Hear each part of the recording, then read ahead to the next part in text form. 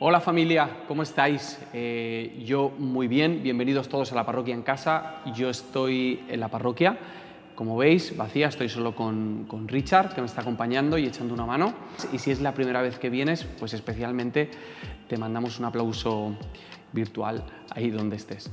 Nos alegra que estés aquí. Hoy vamos a hablar de los finales, del pasaje más turbio de la Biblia y de 3 verdades que no se te pueden olvidar.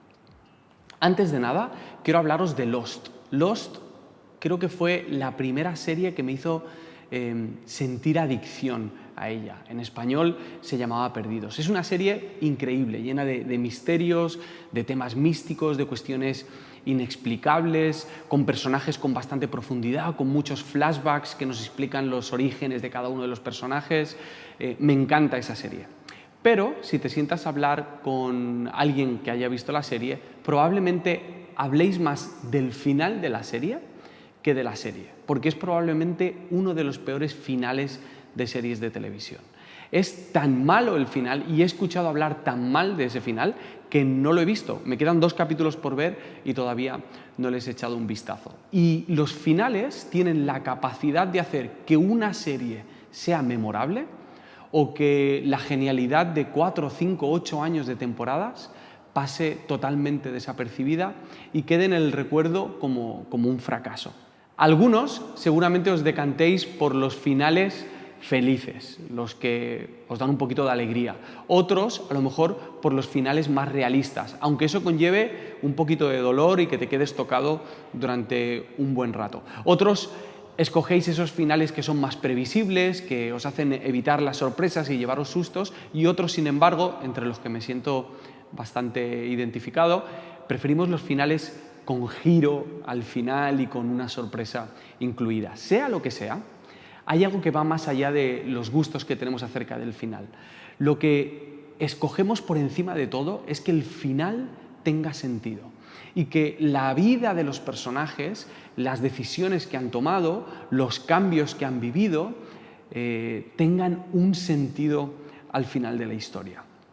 Hoy vamos a leer el último capítulo de Ruth y vamos a leerlo como si fuese la primera vez que lo leemos, como si no supiésemos cómo acaba la historia. Y creo que vamos a descubrir qué tiene que ver la historia de Noemí, de Ruth y de Booz con nuestra vida y con tu vida. Porque aunque no te consideres una persona religiosa, aunque no te consideres una persona espiritual o evangélica, créeme, el motivo por el que estás viendo este vídeo está íntimamente relacionado con la vida de estas 3 personas. Quizá piensas que estás viendo este vídeo porque te lo ha mandado tu madre, o por casualidad, o simplemente por rutina, o porque te ha salido recomendado en YouTube o en Spotify. No, de verdad, tiene que ver con la vida de estas 3 personas. Vamos a coger un poquito de carrerilla, y cuando digo un poquito de carrerilla digo muy poquito. Si quieres saber mucho de la historia de estas personas vas a tener que ver los episodios anteriores. Lo único que voy a recordaros ahora es cómo terminó la semana pasada. Ruth y Noemí se lanzan para ser redimidas.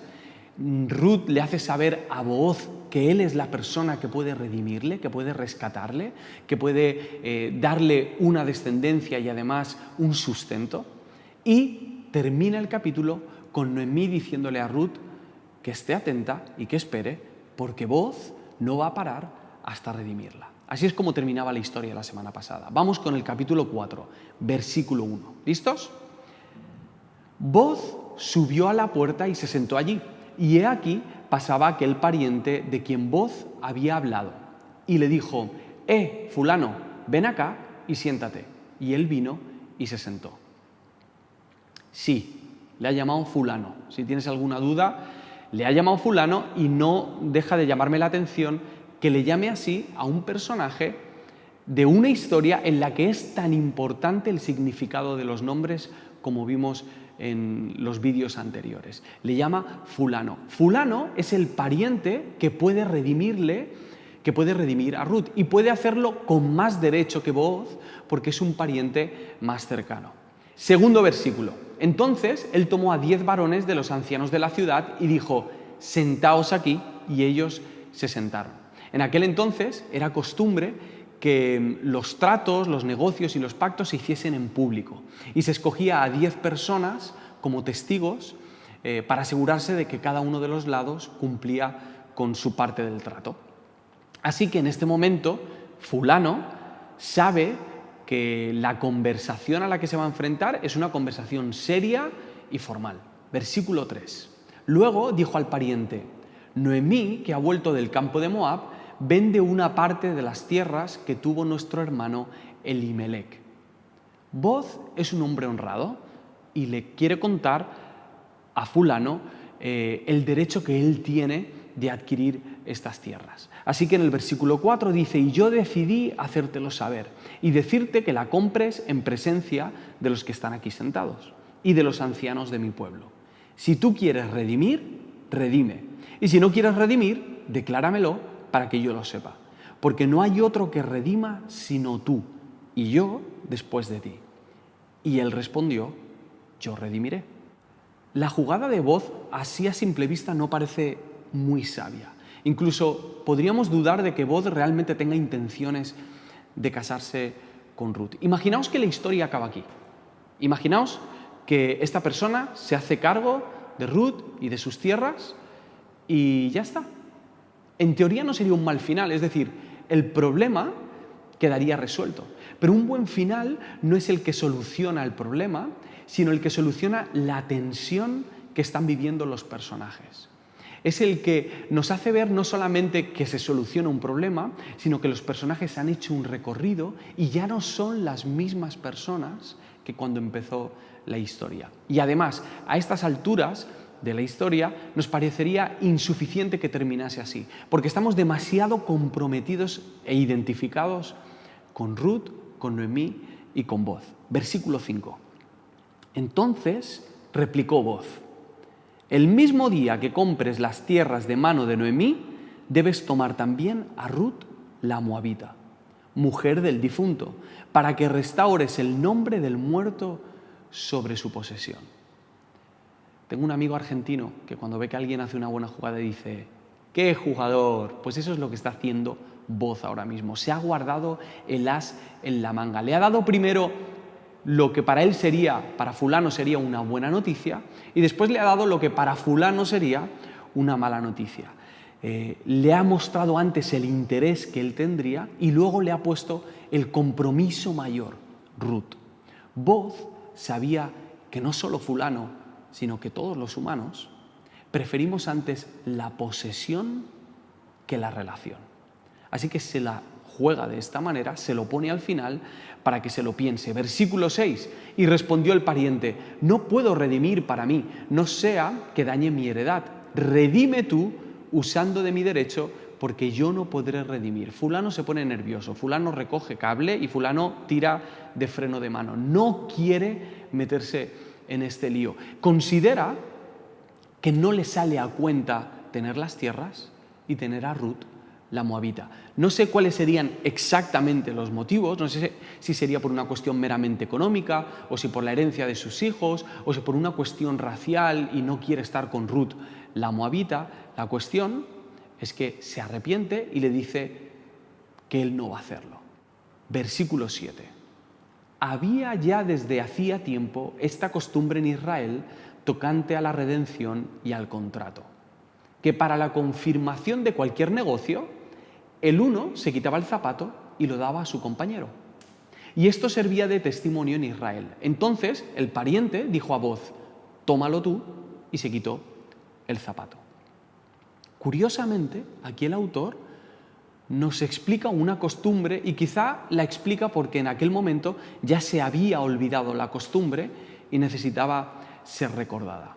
Es otro gesto simbólico. Ya nos encontramos con otro gesto simbólico en el capítulo 3. Y me gustaría aclarar algo. En esta ocasión, zapato significa zapato, ¿vale? Simplemente por aclarar. Que en el capítulo 3 pies significase genitales, no quiere decir que en esta ocasión zapato signifique calzoncillos, ¿vale? Zapato es zapato y punto. Versículo 9. Boz dijo a los ancianos y a todo el pueblo: vosotros sois testigos hoy de que he adquirido de mano de Noemí todo lo que fue de Elimelec y todo lo que fue de Kelión y Malón, y que también tomo por mi mujer a Ruth la moabita, mujer de Malón. para restaurar el nombre del difunto sobre su heredad, para que el nombre del muerto no se borre de entre sus hermanos y de la puerta de su lugar. Vosotros sois testigos hoy.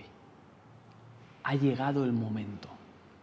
Voz lo tiene claro, no duda, no hay ambigüedad en su discurso.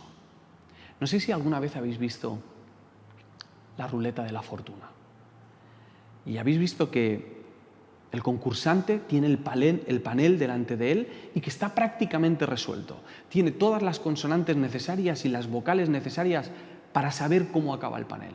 Pero los nervios le traicionan y acaba diciendo lo que no debe. Vale, pues Voz no es ese concursante.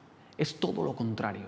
Lo tiene clarísimo. Sabe a dónde va y sabe qué tiene que hacer. Sabe que tiene que redimir a Ruth, que se va a casar con ella y que le tiene que dar descendencia. Sabe que se va a quedar con las tierras. Y sabe que tiene que restaurar el nombre de aquel pariente que murió, Maglón. Que por cierto, hasta este momento no sabíamos cuál de los dos era el marido de Ruth, si Kelión o Maglón.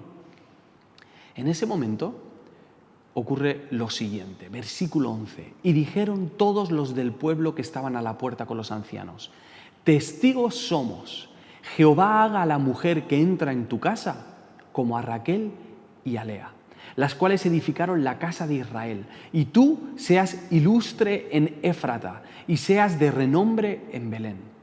Y sea tu casa como la casa de Fares, el que Tamar dio a luz a Judá, por la descendencia que de esa joven te dé Jehová. Esto es precioso. Los testigos, los ancianos y la gente que está presente no solo han visto lo que ha ocurrido, sino que forman parte de ello bendiciendo a Ruth y a Voz. Oran y no dicen cualquier cosa. Desean que Ruth sea como Raquel y Lea. ¿Sabéis el peso que tiene eso? Como Raquel y Lea, como las fundadoras y las madres del pueblo de Israel, lo que están haciendo es darle la mejor de las bienvenidas. Ya no es Ruth la moabita, ahora es bienvenida a casa, ahora es bienvenida al pueblo de Dios. Nos vamos acercando al final y pasa algo muy curioso a partir de ahora. En capítulos anteriores vimos cómo el autor se explayaba para contar ciertas cosas y detalles. Bueno, pues a partir de ahora se acelera y empiezan a pasar un montón de cosas en tan solo unos versículos. Versículo 13. Voz, pues, tomó a Ruth y ella fue su mujer y se llegó a ella. Y Jehová le dio que concibiese y diese a luz un hijo. Este versículo es el que llevamos esperando 4 capítulos. Y el autor simplemente le dedica un versículo. Se casan, tienen relaciones, tienen un hijo y ya está. Sigamos a lo siguiente. No sé qué hay entre líneas, no sé si es que el autor quiere decirnos que quizá este no es el gran final, que quizá hay algo más, o que quizá esto no es tan importante como otras cosas que han ocurrido. No lo sé, pero le dedica solamente un versículo. Y no solo eso, a partir de ahora, Ruth y Voz desaparecen de escena. Noemí se convierte en la protagonista. Ruth, además, no ha sido protagonista en ningún momento de este último 4 capítulo. No ha intervenido ni una sola vez. No ha hablado. Fulano ha tenido más participación en este capítulo que ella. Versículo 14. Y las mujeres decían a Noemí: loado sea Jehová, que hizo que no te faltase hoy pariente cuyo nombre será celebrado en Israel, el cual será restaurador de tu alma y sustentará tu vejez, pues tu nuera, que te ama, lo ha dado a luz, y ella es de más valor para ti que 7 hijos. Y tomando Noemí el hijo, lo puso en su regazo y fue su aya. Me encanta este final, porque nos presenta elementos muy, muy parecidos a los que nos encontramos en el primer capítulo, pero totalmente opuestos.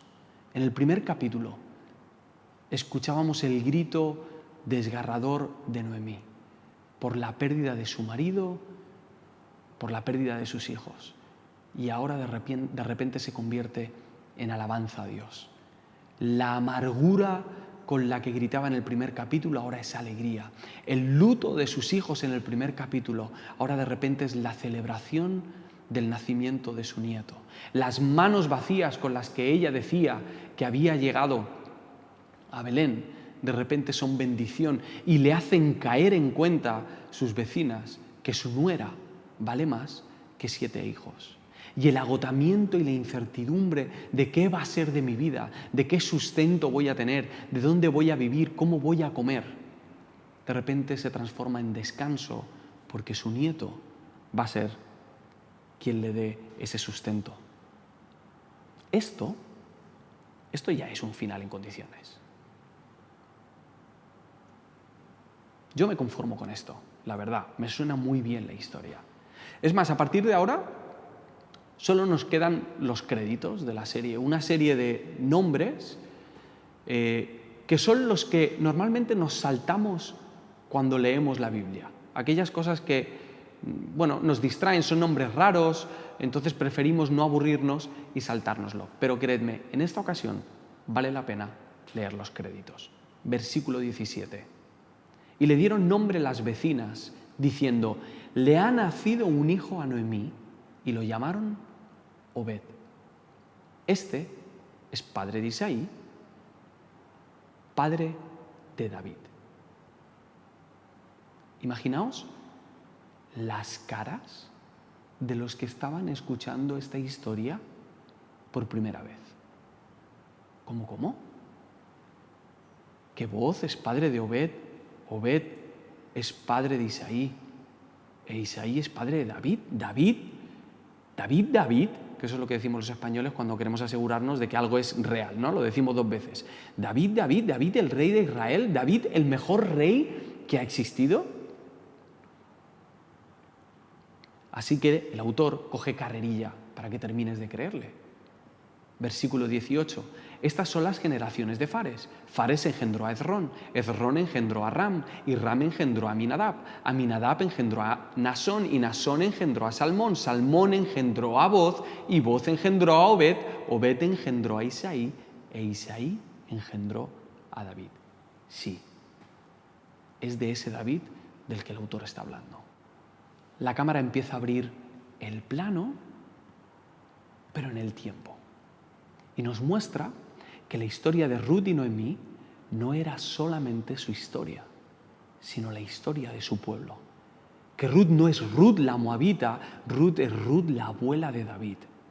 Y de que las decisiones que Ruth, Boz y Noemí estaban tomando repercutían directamente en la vida de las personas que estaban escuchando esta historia.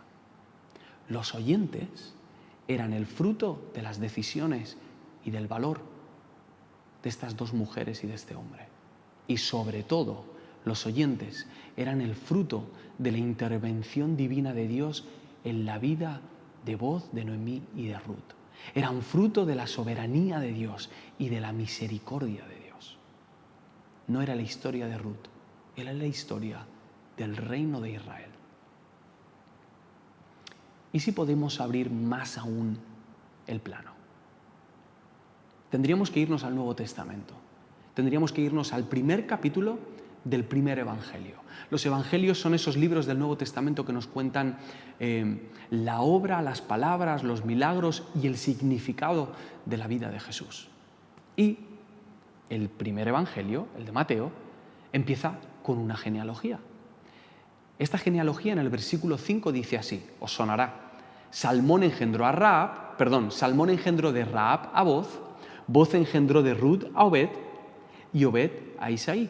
Isaí engendró al rey David, y el rey David engendró a Salomón, y luego sigue dando más nombres y más nombres y más nombres hasta que llega al versículo 16 y dice, y Jacob engendró a José, marido de María, de la cual nació Jesús, llamado el Cristo.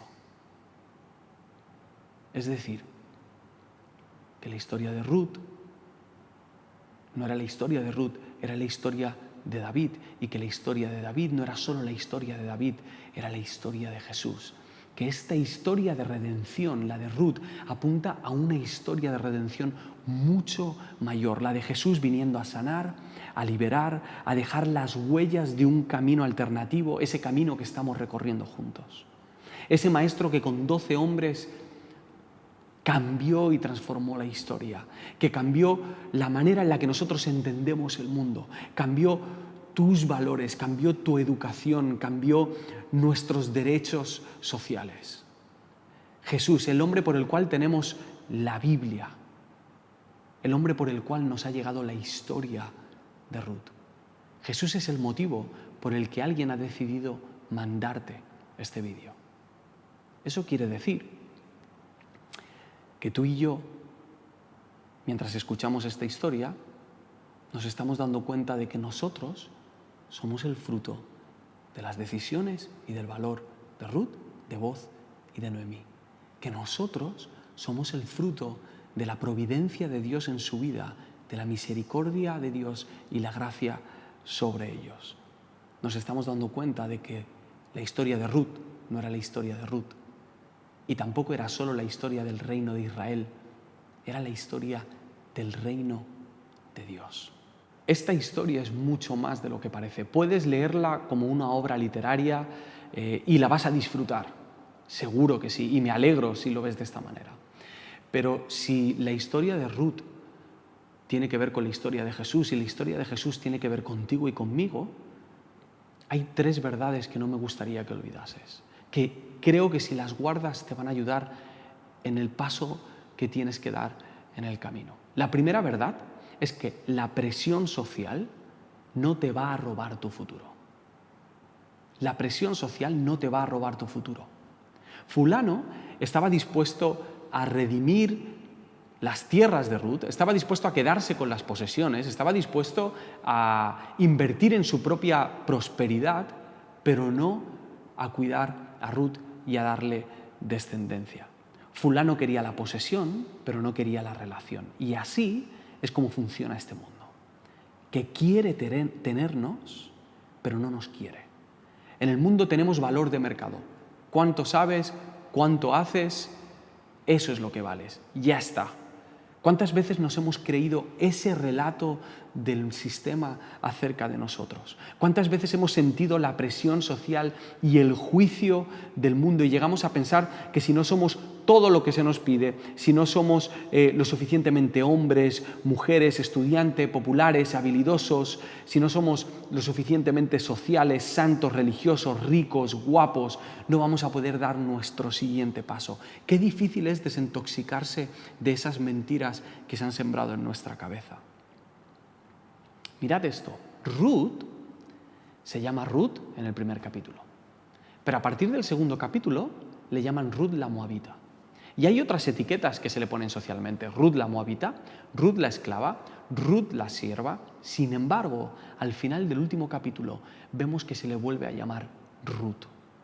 No sé cuáles son los nombres que te han puesto, no sé cuáles son las etiquetas con las que estás cargando, pero al final el nombre que va a prevalecer es el que Dios te ha puesto, porque la presión social no te va a robar tu futuro.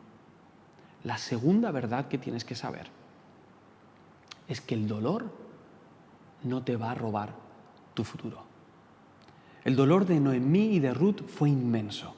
Y cuando pasas por momentos tan difíciles, sé que es muy difícil ver las cosas con perspectiva. Sé que no ayuda que alguien te diga, alégrate, o que cuando estás pasándolo mal alguien te diga, ya se te pasará, o no pasa nada, no es para tanto, o bueno, no pienses en ello. Probablemente ese es el peor consejo que te pueden dar, ¿no? No pienses en ello, es que te lo digan para que te pongas a pensar en ello. Mira, no te voy a decir eso. Lo único que te puedo decir es que creo que algún día le darás sentido a todo ese dolor. Si eres una persona que tiene una tendencia al victimismo, a lo mejor esto te fastidia, porque te das cuenta de que no se trata de tu historia ni de tu dolor, sino que se trata de la historia de Dios. A lo mejor no eres tan protagonista como te gustaría, pero créeme, vale la pena que te olvides de tu victimismo y y que formes parte de la historia que Dios está construyendo. Y tu dolor puede ser clave para esto. Y si estás pasando realmente por un mal momento, simplemente te recuerdo que Dios está haciendo algo que no tengo ni idea de qué es, pero que tiene que ver con su reino. Tu dolor, como el de Ruth, tiene sentido. Que tenga sentido no quiere decir que sea fácil de entender. Que tenga sentido quiere decir que va en una dirección, que va hacia un propósito. Y ojalá durante este tiempo de dificultad podamos ser nosotros tus compañeros, tu hombro, tus compañeros de oración o de café, podamos darte ánimo, podamos darte paciencia para que puedas aguantar y llegue ese momento en el que puedas ver las cosas con perspectiva y darte cuenta de que tu dolor no te va a robar tu futuro. Y la tercera verdad que no puedes olvidar es que tu historia no te va a robar tu futuro. Tu pasado, tus traumas, tus heridas, tus pecados no van a evitar que Jesús te redima. Es más, Dios va a usar todas esas cosas para tu historia de redención. Quizá pienses que lo que has vivido es demasiado cruel, que la herida es demasiado profunda o que es demasiado pecaminoso como para que Dios haga algo. Pero créeme que no es así. Mirad esto. En Génesis 19 nos encontramos con una de las historias más turbias de la Biblia. Podéis taparle los oídos a los niños si queréis. Es uno de esos pasajes que yo todavía no le he explicado a mis hijas y que cuando leemos la Biblia por la noche, lógicamente, pues me lo salto. No he encontrado que sea el momento para hablar de esto. Aquí va la historia. Génesis 19. Lot y su familia huyen de Sodoma y Gomorra porque la ciudad va a ser destruida a causa de su pecado. Cuando están huyendo de Sodoma y Gomorra, la mujer, la madre, decide mirar hacia atrás y se convierte en una estatua de sal. Lot y sus hijas siguen su camino y se van a vivir a una cueva. En esa cueva, las dos hijas hablan entre ellas y dicen: oye, nos vamos a quedar sin descendencia, no vamos a sobrevivir, no vamos a tener sustento cuando seamos mayores. Tenemos que hacer algo. Y se les ocurre un plan. Bueno, vamos a emborrachar a nuestro padre, vamos a tener relaciones sexuales con nuestro padre y así nos aseguraremos descendencia. Esto está en la Biblia. Es dolorosísimo, es brutal. Mirad esta otra historia. Ruth y Noemí son dos mujeres que también están saliendo de su tierra.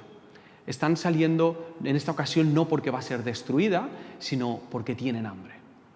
Llegan a su tierra, a la tierra de Noemí, y se dan cuenta de que no están en la mejor posición social y de que no tienen descendencia, por lo tanto no van a tener tampoco sustento. Así que hablan entre ellas y tienen un plan. El plan es contar con voz para que Él les redima y les dé esa descendencia.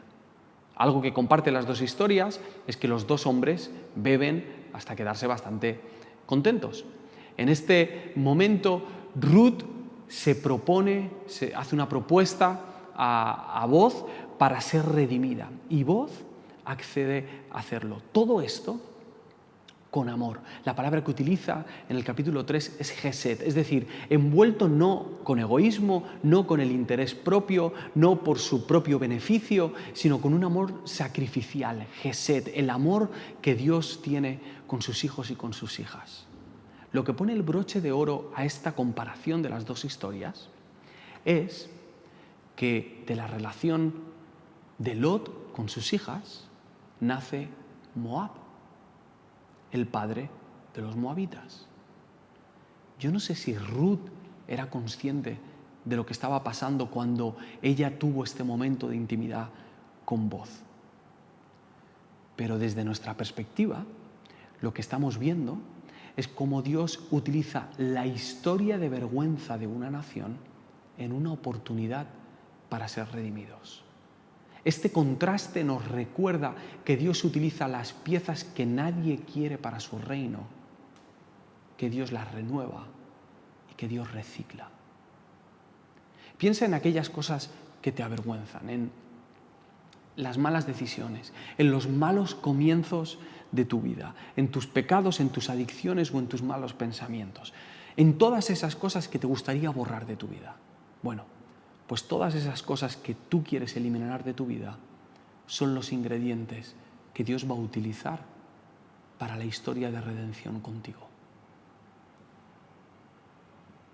Tu historia no te va a robar tu futuro.